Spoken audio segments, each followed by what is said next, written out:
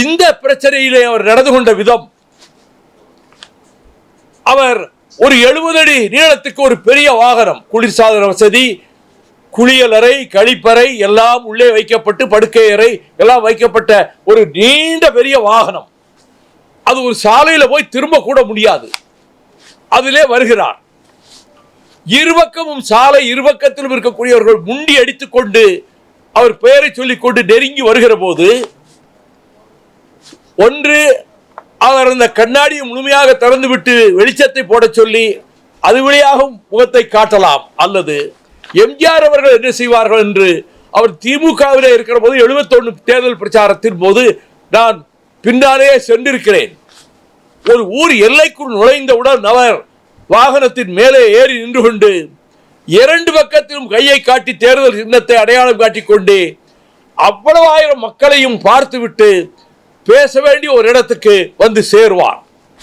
அதுபோல நண்பர் விஜய் அவர்கள் அந்த வாகனத்தின் மீது ஏறி நின்று தொடக்கத்திலிருந்தே இருபுறமும் கையை காட்டி கொண்டு வந்தால், நாங்கள் பார்க்கத்தானே வந்தோம் என்று சொல்லுகிறார்களே இவர்கள்.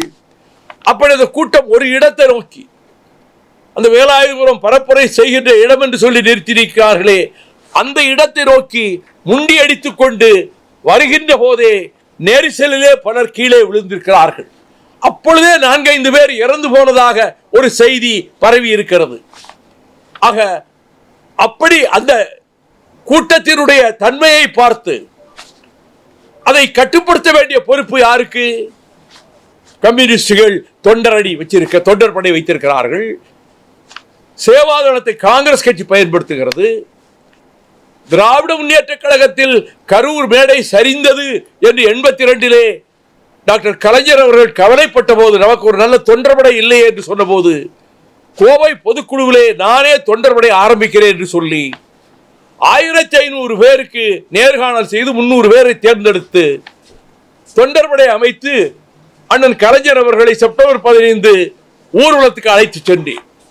பிறகு 4 மாவட்டங்களிலே போய் தொண்டர்படை நாங்களே அமைத்தோம்.